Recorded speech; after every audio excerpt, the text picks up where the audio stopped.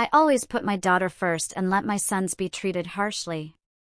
They all cut me off, then my oldest married without inviting her, and I chose her again. Can you imagine pouring your entire life, your heart, your very soul into raising your children, only for them to rewrite your story, paint you as the villain, and then systematically erase you from their lives? What do you do when the child you fought tooth and nail for, the one you thought understood, delivers the most gut-wrenching betrayal of all? Look, I've got 4 kids, 3 boys, all grown now, and my youngest, my daughter. And from the moment they were tiny, the difference between them was just blindingly obvious. My sons? Oh, they were a force of nature. Loud, always wrestling, impulsive. They'd bounce off each other, escalating every little thing into a full-blown tornado. My daughter, though? She was a delicate flower in that storm. Sensitive, emotional, easily overwhelmed. She cried so easily, shut down just as fast, and she took everything to heart in a way her brothers just never did. Anyone who stepped foot in our house could see it. And because of that, yes, I parented them differently. Honestly, I still don't see how that's controversial. When the boys fought, they went all in. When my daughter got upset, she'd retreat completely. So, their consequences had to look different, right? My boys? They responded to firm discipline. My girl? She needed reassurance, a soft touch. Yes, my sons got punished more. Sometimes it was both of them, for something that started as a tiny squabble and just exploded because they couldn't regulate themselves. If my daughter ended up in tears or a full-blown panic, I stepped in. That's what a mom does. I wasn't going to ignore a child who was clearly distressed just to make things equal. We used things like chores, grounding, separating them. If I told the boys to stay in their rooms or just not speak to each other for a while, it wasn't cruelty. It was to let things cool down, to prevent another blow-up. Silence was a tool in our house because arguments could turn ugly so fast. My daughter was never hit. The boys, when they were younger. Yes, they got a spank sometimes. And people can judge that all they want now, but I was raising 3 boys who were bigger, stronger, and constantly pushing every single boundary. Some people online call this favoritism. I call it reality. Boys often need those hard consequences. Girls tend to internalize pain. Treating them exactly the same? That would have been lazy parenting, plain and simple. As they got older, things didn't magically get better. My sons, they started seeing themselves as victims. Every argument, every discipline became, you always take her side. Every punishment was, in their minds, proof that they were being oppressed. I didn't coddle that mindset. I looked them straight in the eye and told them, life isn't fair, and this family doesn't revolve around hurt egos. One by one, they moved out. And one by one, they stopped calling. No big shouting match, no dramatic goodbye, just distance. Holidays became excuses, birthdays turned into texts, and then, nothing. I didn't chase them. I truly don't believe in begging grown men to be part of a family they clearly resent. My daughter, on the other hand, she became even more anxious as they left. She blamed herself. She worried they hated her. And I just kept reassuring her, because that's what a mother does. Then, this year, everything just crashed. My oldest son got married. And I found out through photos someone tagged online. You heard that right. Online. I didn't know he was engaged. I didn't know there was a date. A small wedding apparently. New wife, all smiles, no mother, no sister. I was shocked, absolutely floored. But what really twisted the knife was seeing that my daughter wasn't there either. He didn't just exclude me. He excluded her. On purpose. When I confronted him, he was so cold, so detached. He just mumbled something about it being simpler this way and that he didn't want drama. But when I asked him directly why his sister wasn't invited, he just refused to explain. That told me everything I needed to know. My daughter was shattered. She cried the entire drive home after seeing those pictures. She just kept asking, "Mom, what did I do wrong?" And I couldn't answer her, because frankly, she didn't do a single thing wrong. I drove to his house unannounced, my blood still boiling. I wanted to talk face to face, like adults. He wouldn't even let us in. He stood in the doorway, blocking it, and told us to leave. His wife didn't even show her face. And that was the moment I decided I was absolutely not going to sit quietly anymore. I had supported my sons financially when they needed it, helped with school, helped with rent. And here I was, being painted as this monster, when all I ever did was try to raise functional adults. If my oldest wanted to erase his sister and treat her like an inconvenience, then I saw no reason to continue supporting him in any way. I told close family members exactly what happened. Some of them thought I should let it go. Others blamed his new wife. All I knew was that my daughter had been deliberately hurt, and I could not, apologize for standing up for her. So tell me, was I wrong for cutting him off financially after that? Update 1: The aftermath. The reaction online to my initial post totally blew up. I know people on those sites can get extreme, but I genuinely thought there'd be some balance. Instead, I was instantly labeled abusive, controlling, and that my sons escaped me. Dramatic and wildly unfair, I thought. But things escalated fast. I couldn't just sit with it after the wedding. My son's silence, his purposeful exclusion of my daughter, it felt like he wanted to erase her completely. I kept replaying everything, trying to figure out how we got here, how he could think it was okay to cut her out. And the more I thought, the more I became convinced, this wasn't just old childhood stuff.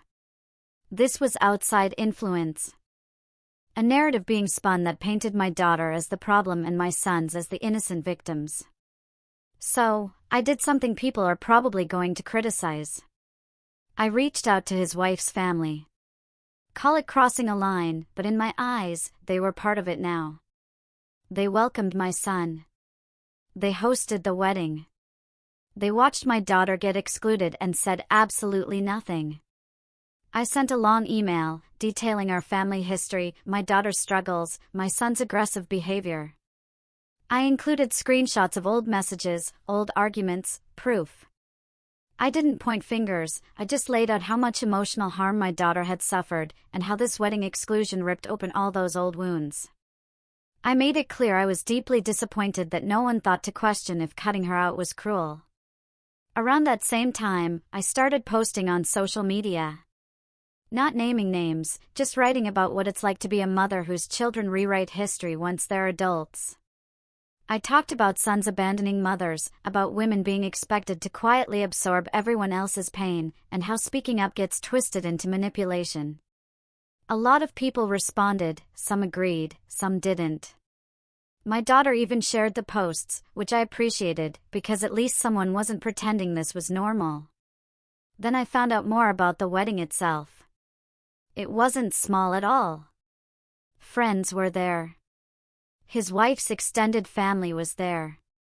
There was plenty of room for people he wanted. Just not us. That felt so deliberate. I even contacted a couple of the vendors listed on the wedding site. I didn't demand money. I simply explained that immediate family had been excluded without explanation, and that it caused significant emotional distress. I asked what options existed for complaints or partial refunds.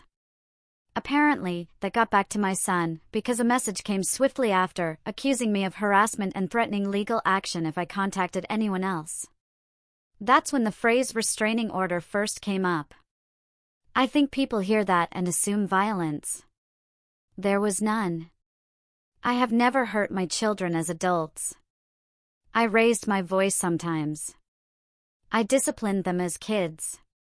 That's it. But suddenly, I was a threat because I wouldn't quietly accept being erased. Something else came up online that I want to address, because people are twisting it. Yes, there were times I didn't tell my sons every medical detail when they were younger. If one had tests or was being monitored for something minor, I saw no point in stressing them out. They were already anxious kids. I handled it. That's what parents do. Now, somehow, that's being framed as neglect. It's ridiculous. And the accusations about my daughter being manipulative? Insulting. I defended her. I corrected behavior that needed correcting. If that makes people uncomfortable, so be it. I'll admit, I responded harshly to some comments. It's hard not to when strangers reduce your entire life to a few paragraphs and decide you're a monster. I didn't come here to be insulted. I came here to ask if I was wrong for standing by my daughter when she was clearly hurt. At this point, my oldest son has completely stopped responding. I'm blocked. His wife blocked me too. Family members are choosing sides, and it's become painfully clear who believes their version of events, where I'm the villain, and who remembers what things were actually like in that house. I still don't think cutting us out of his wedding was justified. And I don't think staying silent would have fixed anything. If defending my daughter publicly makes people uncomfortable, well, that says more about them than me. There's more, so much more that's come out since then, especially about what my sons have been saying behind my back. But that's a whole other story. Update 2: the group chat and revisionist history. So, my sons. All 3 of them. They have a group chat. And the name of it? It's taken from a phrase I used when they were younger, during discipline. Something I'd say when things were totally out of control, when they just needed to stop escalating. To them, apparently, it's a symbol. They've turned it into a joke, a badge of survival. That alone should tell you just how distorted their perspective is. But what really got to me was what they've been sharing in that chat. Old emails, voice recordings, notes they wrote as teenagers. All of it taken completely out of context and presented as evidence of abuse.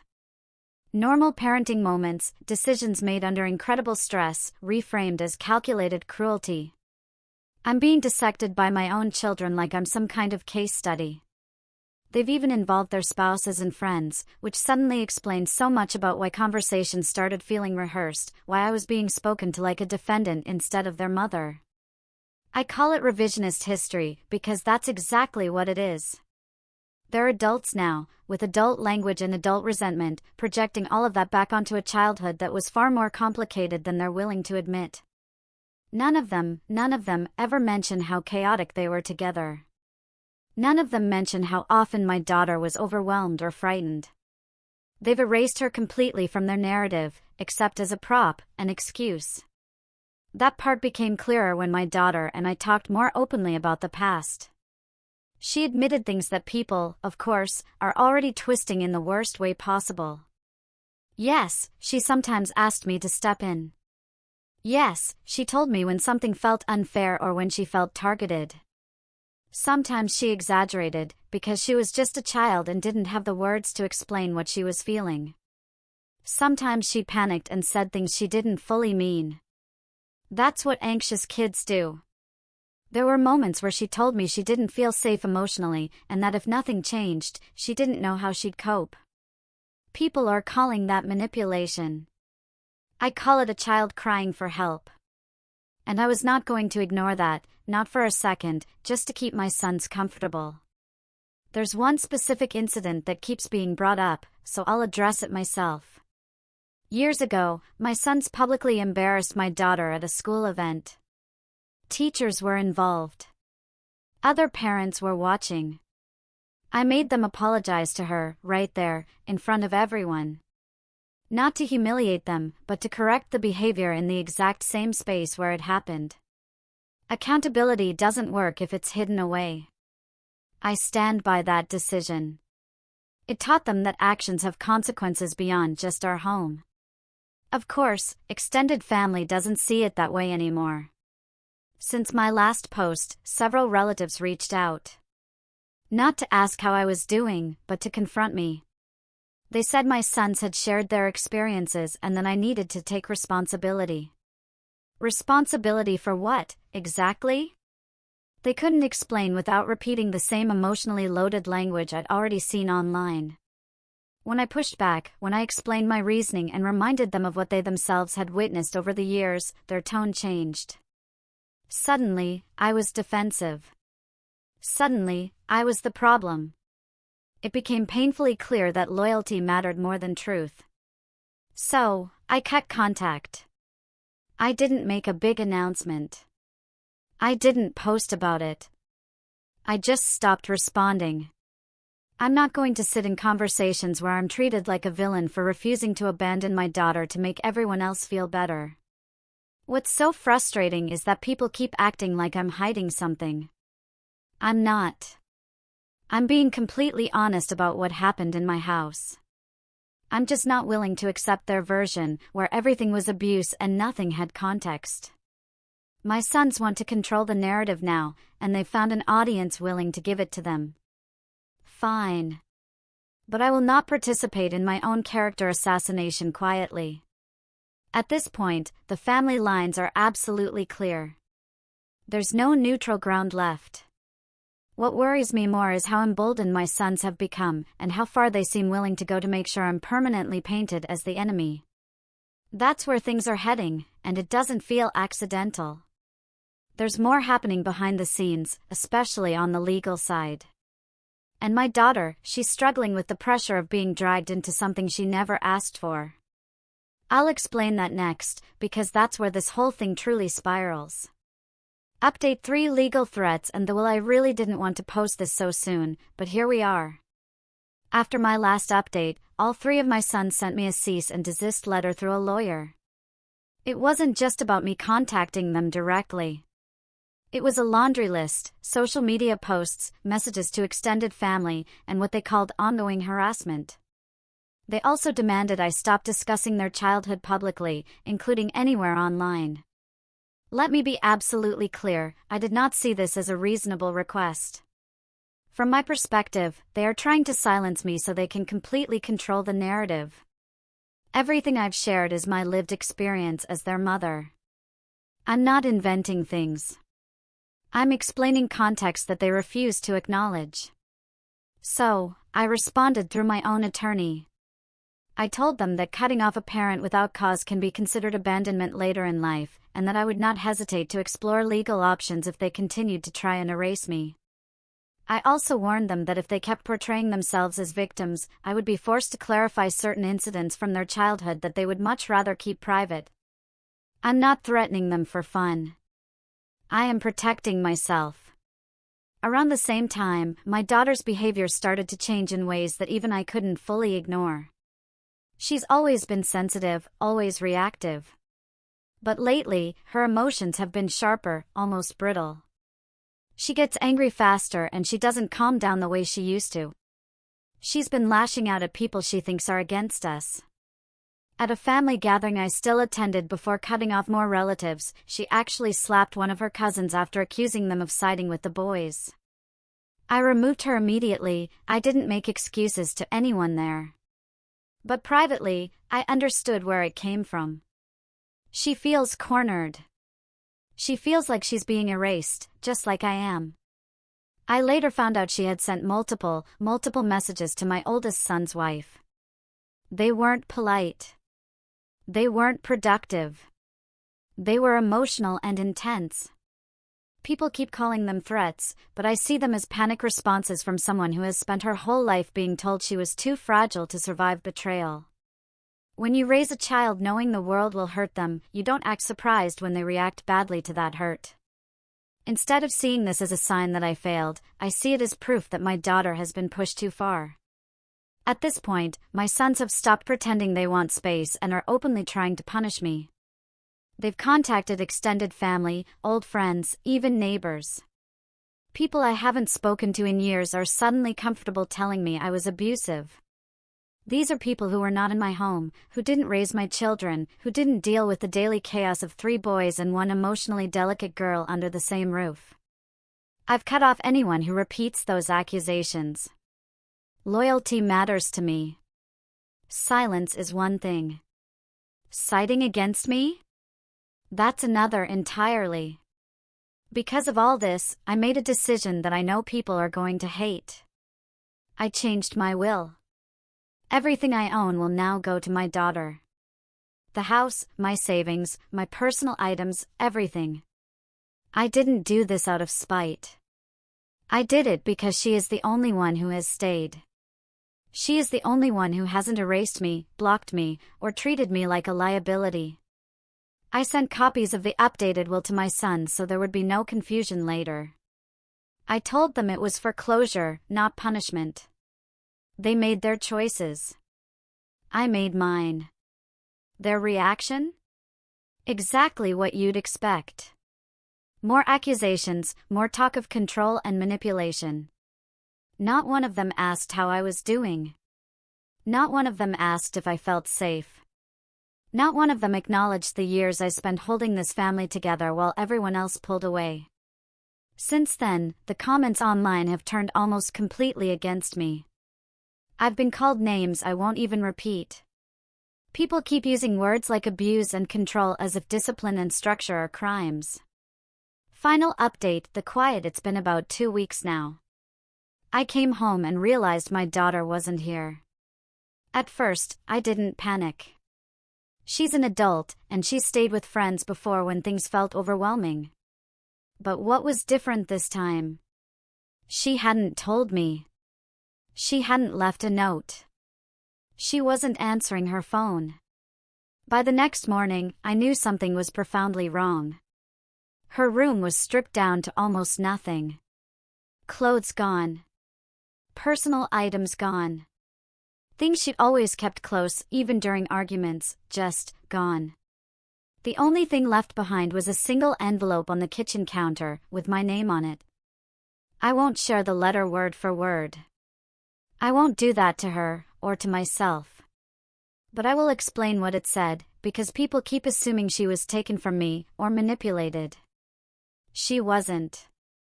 The letter wasn't emotional in the way I expected. There were no apologies. No blame directed outwards. It was calm. Almost clinical.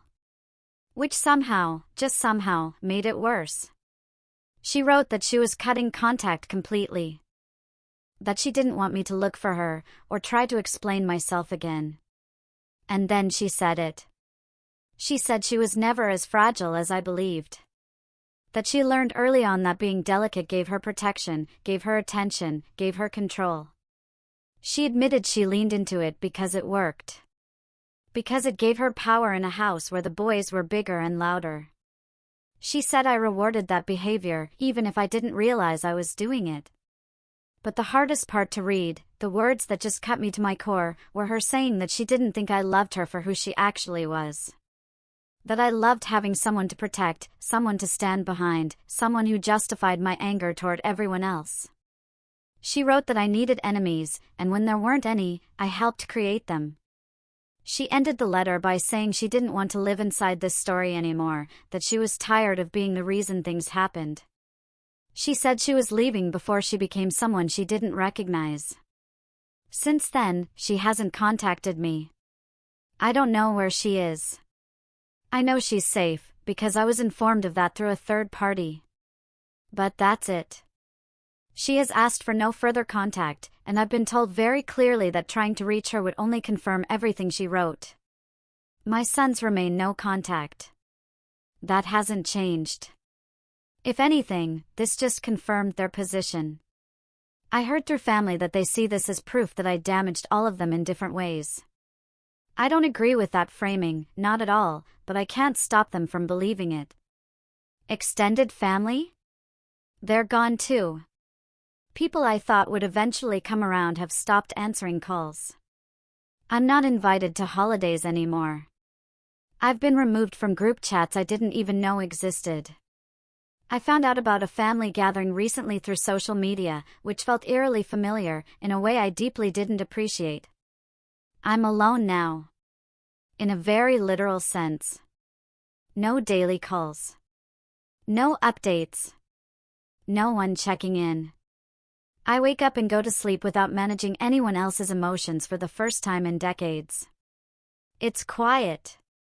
People online keep saying that sounds like peace. It doesn't feel like that to me. It feels like being erased, slowly but thoroughly. I've read comments saying this is what I deserve, that this is justice. I don't see it that way. From my perspective, I did what I thought was necessary at every stage. I made hard choices. I didn't always get it right, I truly didn't, but I never acted with malice. I acted with intention. I won't pretend I understand my daughter's letter completely. I think she's rewriting things to cope, just like my sons are. People do that when they want distance without guilt. I accept that they need space, even if I don't agree with their version of events. This will be my last update.